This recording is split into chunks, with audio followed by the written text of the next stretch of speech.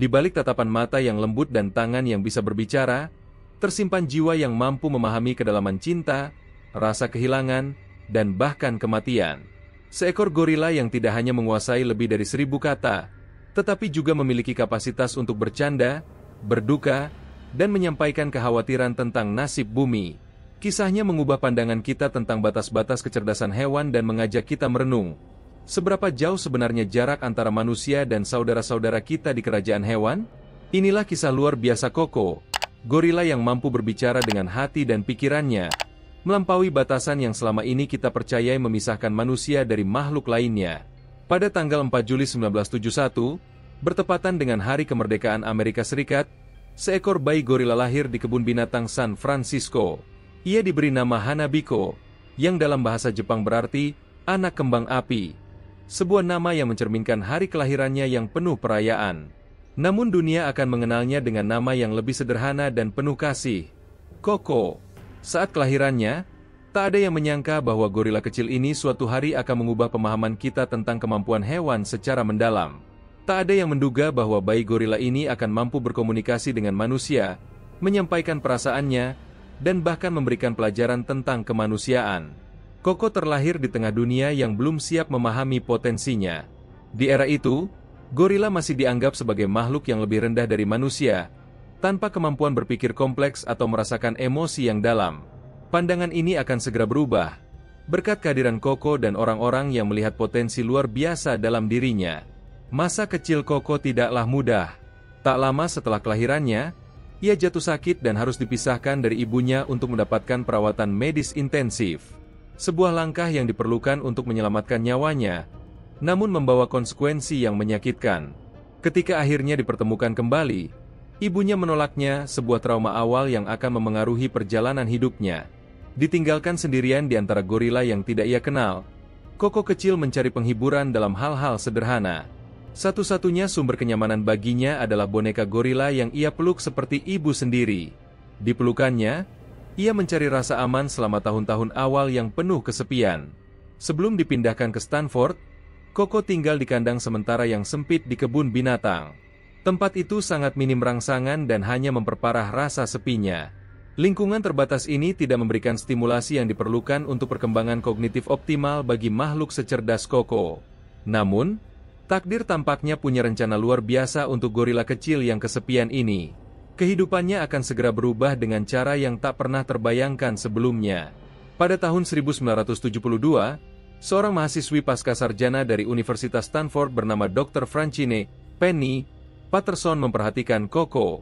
Penny, yang sedang menempuh studi doktoral dan meneliti komunikasi pada kera besar, memutuskan untuk melakukan sesuatu yang belum pernah dilakukan sebelumnya, mengajarkan bahasa isyarat Amerika, ASL, kepada seekor gorila. Saat itu, gorila tidak dianggap cerdas, apalagi jika dibandingkan dengan primata lain seperti simpanse. Sifat mereka yang dianggap agresif membuat banyak ilmuwan enggan mendekati mereka untuk penelitian kognitif mendalam. Keputusan Penny untuk bekerja dengan Koko dipandang skeptis oleh banyak kalangan ilmiah.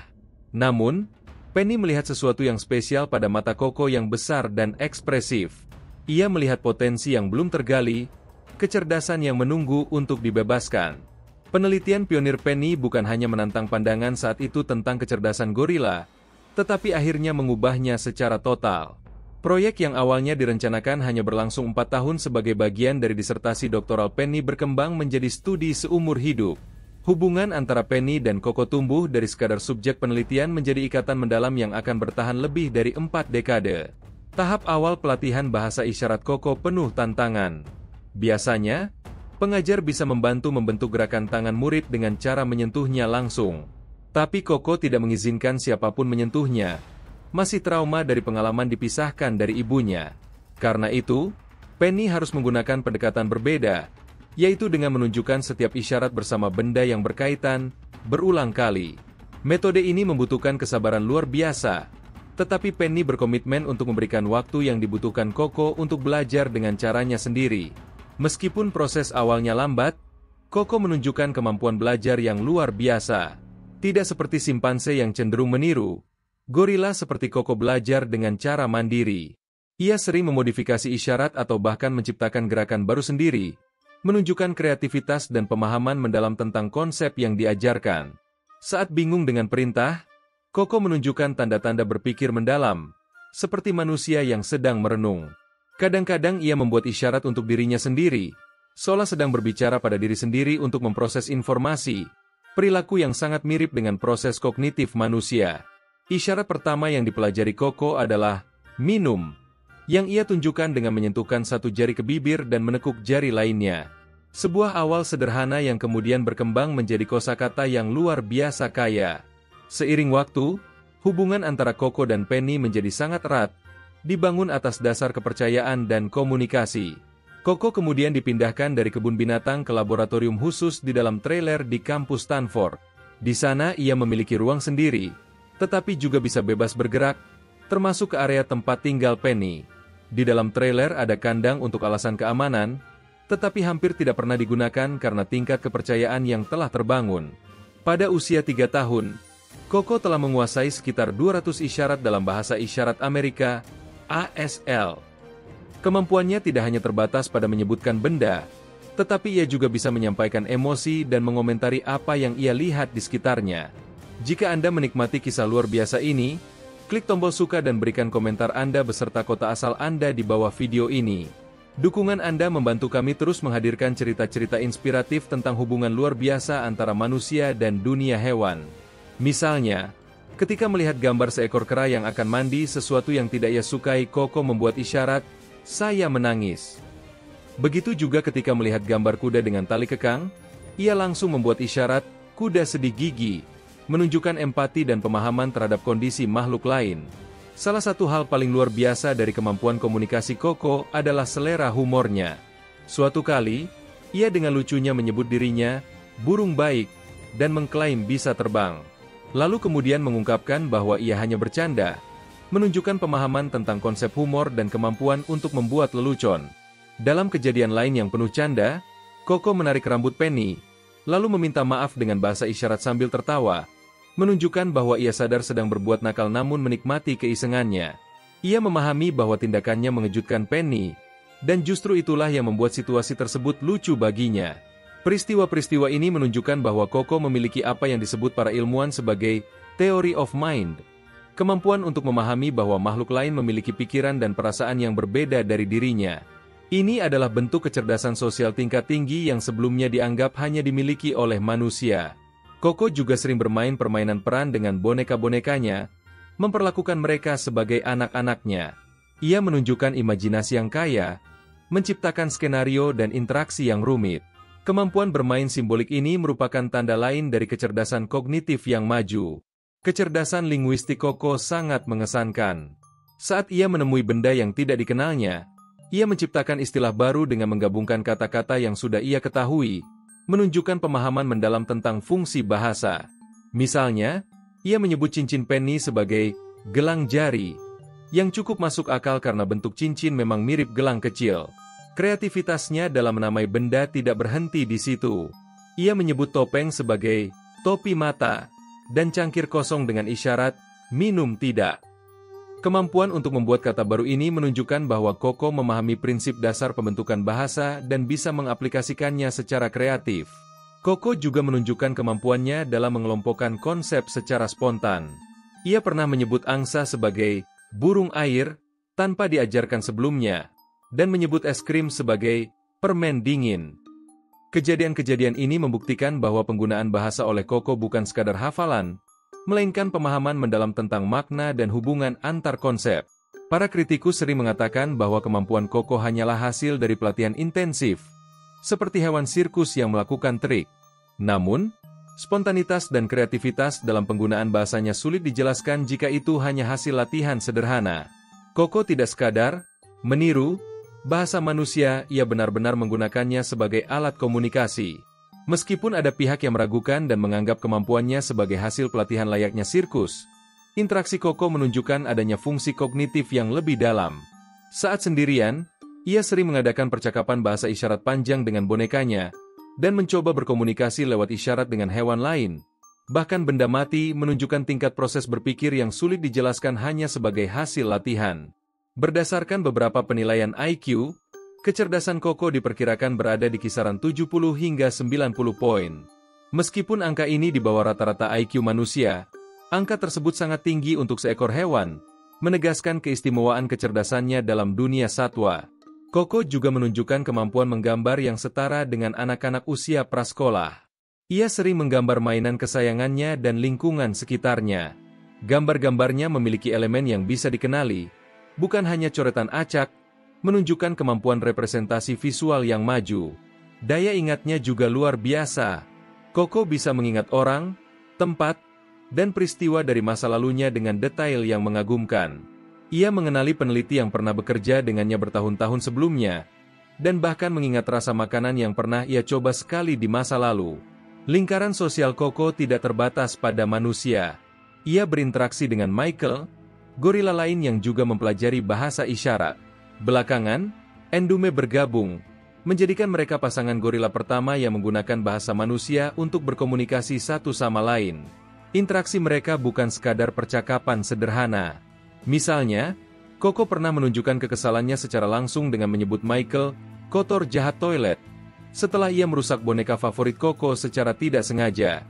Ekspresi kekesalan yang sangat spesifik ini menunjukkan kecanggihan emosional dan linguistik yang dimiliki Koko. Koko juga menunjukkan pemahaman tentang hierarki sosial. Ia memahami konsep status dan peran, sering mengambil peran sebagai pemimpin atau ibu dalam interaksinya dengan gorila lain.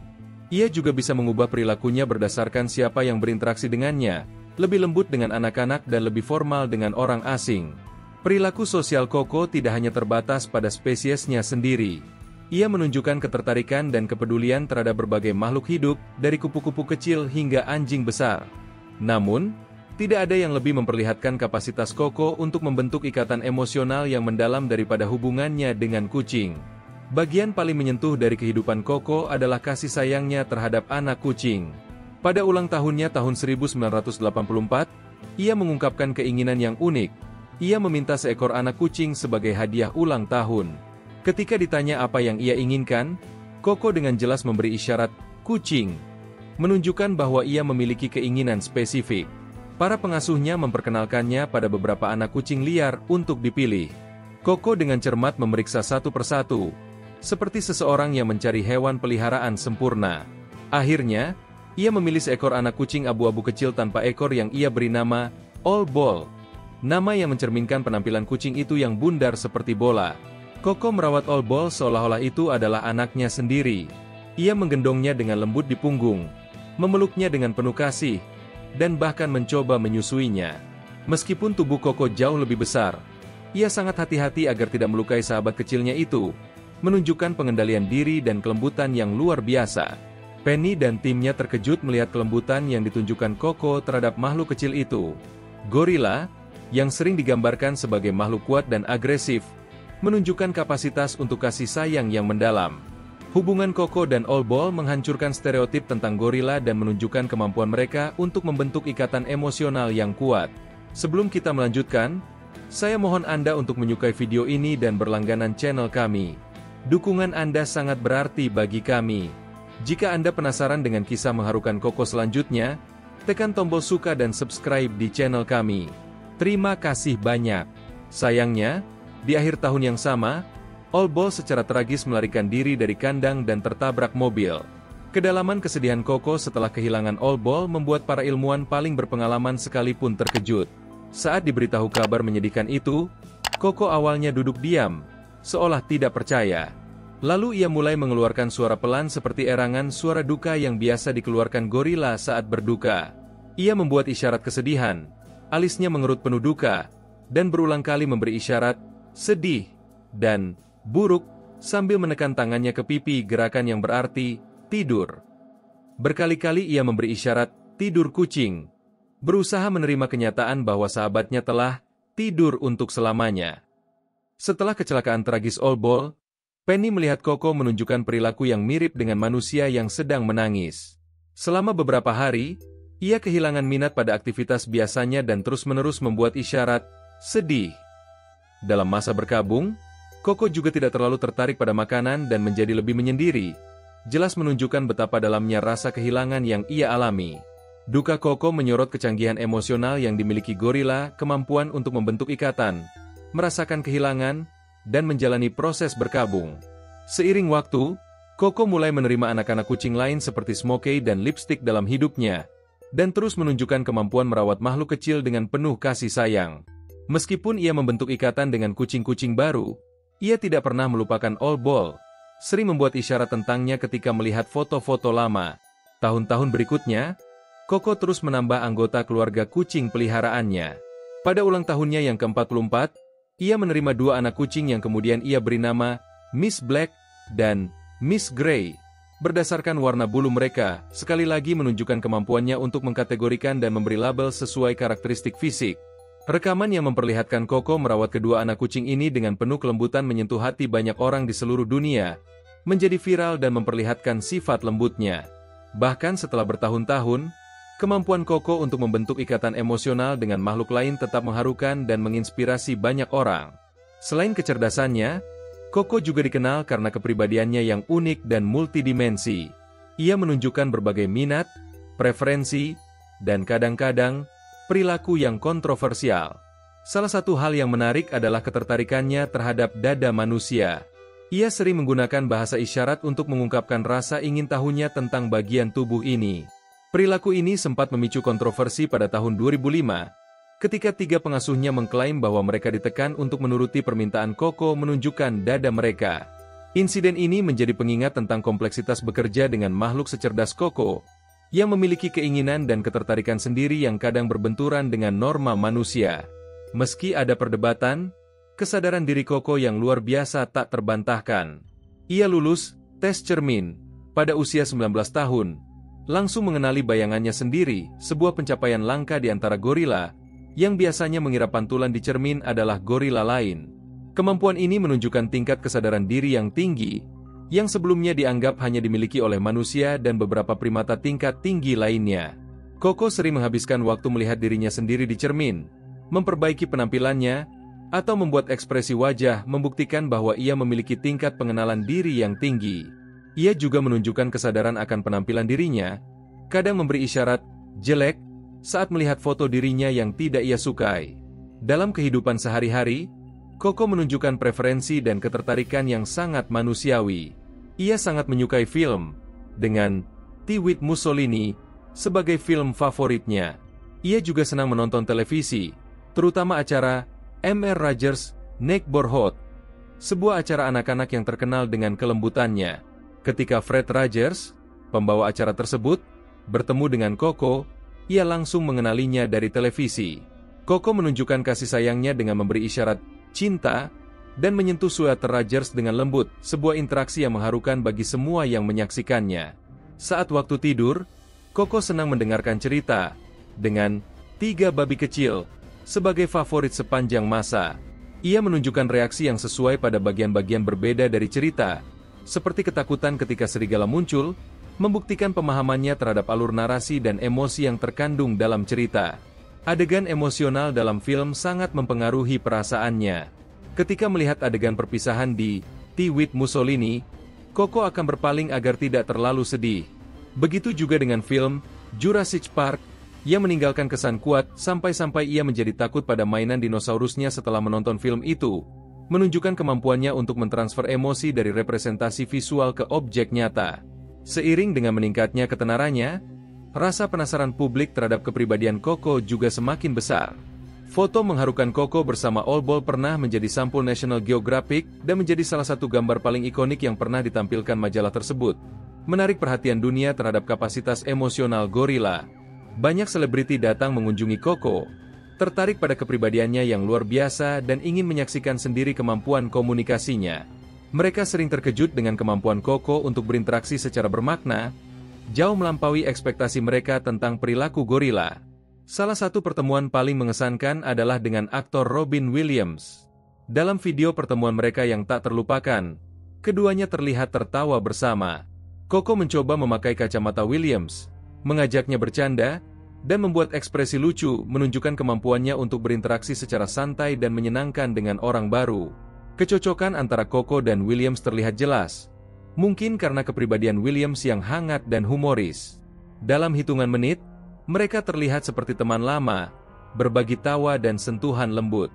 Koko bahkan menggeledah kantong Williams untuk mencari lebih banyak barang menarik, menunjukkan tingkat kenyamanan yang biasanya hanya ia tunjukkan pada orang-orang terdekatnya. Koko tidak hanya mengenali Williams saat kunjungan itu, tetapi juga mengingatnya setelahnya. Setiap kali melihatnya di televisi, ia dengan penuh semangat memberi isyarat nama Williams, mengingat kembali kenangan indah mereka bersama. Hal ini menunjukkan kemampuan Koko untuk membentuk ingatan jangka panjang tentang individu spesifik dan pengalaman bersama mereka. Ketika Robin Williams meninggal pada tahun 2014, reaksi Koko benar-benar mengharukan. Ia berjalan dengan wajah muram dan tetap diam sepanjang hari setelah diberitahu tentang kematian temannya.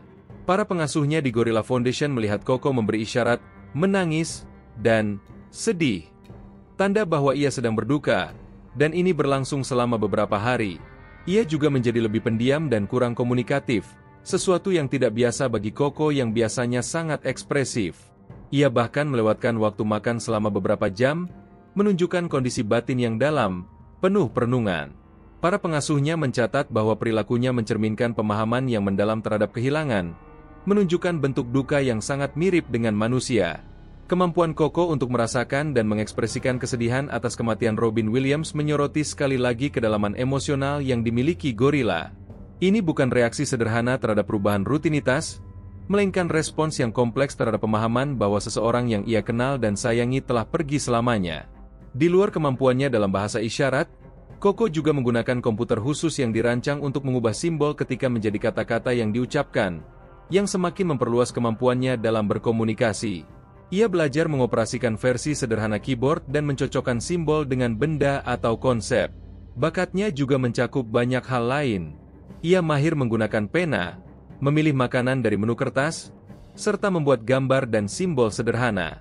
Keahliannya menggunakan alat menunjukkan pemahaman tentang hubungan antara alat dan hasil yang diinginkan, sebuah bentuk kecerdasan yang tinggi. Koko bahkan mengeksplorasi musik, mencoba alat-alat seperti harmonika, seruling mainan, dan recorder. Dalam penampilan luar biasa pada tahun 2012, ia memainkan recorder, mengejutkan para ilmuwan yang sebelumnya mengira primata tidak mampu memainkan alat musik tiup karena struktur pernapasan mereka. Dengan belajar mengatur napas dan jarinya, Koko menunjukkan kapasitas untuk mempelajari keterampilan fisik yang kompleks. Para ilmuwan terus kagum dengan kemampuan Koko untuk mempelajari hal baru bahkan di usia tuanya. Ia terus menambah kosakatanya, mempelajari konsep baru, dan mengeksplorasi minat baru, menunjukkan bahwa kecerdasan gorila jauh lebih plastis dan adaptif daripada yang dipercaya sebelumnya. Pemahaman Koko tentang konsep seperti kematian semakin mempertegas kedalaman kesadarannya dan emosi yang ia miliki. Suatu hari, ketika seorang pengasuh menunjukkan tengkorak kepada Koko dan bertanya apakah benda itu hidup atau mati, Koko menjawab dengan isyarat, mati, menunjukkan pemahamannya tentang konsep kematian. Ketika ditanya lagi kemana perginya gorila yang sudah meninggal, ia memberi isyarat, lubang nyaman, dan meniupkan ciuman perpisahan dengan lembut, mungkin menggambarkan pemahamannya tentang pemakaman atau tempat peristirahatan terakhir. Jawaban yang mengharukan dan penuh kepekaan ini mengejutkan para pengasuhnya. Rasa ingin tahunya tentang kematian tidak berhenti pada jawaban sederhana. Koko juga mengajukan pertanyaan sendiri. Pernah ketika ditunjukkan tengkorak dan ditanya milik siapa itu, ia memberi isyarat, gorila, lalu, mati. Menunjukkan kesadaran yang dalam tentang kematian dan kefanaan, sebuah konsep abstrak yang sebelumnya dianggap hanya dipahami oleh manusia. Interaksi seperti ini membuat banyak orang merenungkan sejauh mana pemahaman Koko terhadap kehidupan dan kematian. Apakah ia memahami bahwa ia sendiri suatu hari akan mati? Pertanyaan ini mungkin tidak pernah terjawab sepenuhnya, tetapi perilaku dan komunikasinya menunjukkan tingkat pemahaman yang jauh lebih dalam daripada yang pernah dibayangkan untuk seekor gorila.